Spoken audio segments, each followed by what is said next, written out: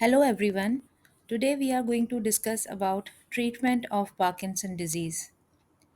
Parkinson disease is a progressive neurodegenerative disorder that is caused by the loss of dopaminergic neuron in the substantia nigra, which leads to low levels of dopamine inside the brain.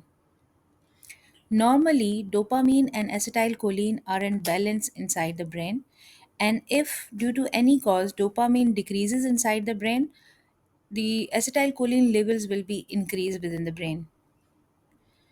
So, deficiency of dopamine may lead to classic triad of symptoms like tremors, rigidity, and bradykinesia. Bradykinesia is slowness of movement. There can be many more symptoms like shuffling gait, pill rolling, micrographia, and lack of facial expression in Parkinson patients. So, the main goal of treatment is simple. Either we have to increase the dopamine activity or reduce the acetylcholine activity to restore the balance of both neurotransmitter within the brain. Now, this is the classification of the drugs which we use for the treatment of Parkinsonism. One type of drugs can increase the dopamine levels, and another type of drugs can reduce the acetylcholine level. That will give the balance inside the brain. So we have first dopamine precursors like levodopa. Levodopa is the gold standard treatment of Parkinsonism. When we give levodopa to the patient, it crosses the blood brain barrier and converted to the dopamine inside the brain. Levodopa can be inhibited in the peripheral body with the help of dopa decarboxylase enzyme. To inhibit the peripheral conversion of dopamine, we will inhibit the dopa decarboxylase enzyme with the help of carbidopa. Carbidopa is a dopa decarboxylase inhibitor, and it will inhibit the conversion of dopamine in periphery. Now we have a combination available in market of levodopa and carbidopa, which is called as Cinemet.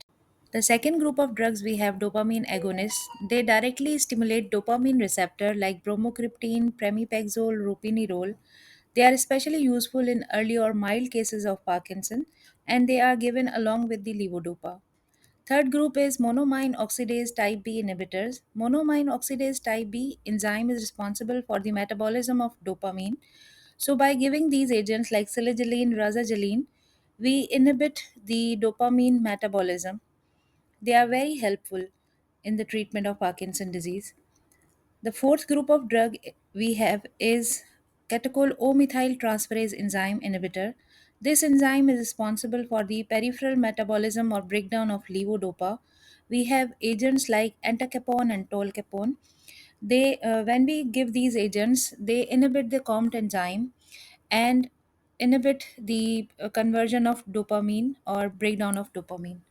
Then second group of drugs we have and like antimuscarinic agents because of the deficiency of dopamine there is increased concentration of acetylcholine in the brain, and these agents like benzhexol, benztropine, they control the concentration of acetylcholine within the brain and reduces tremors.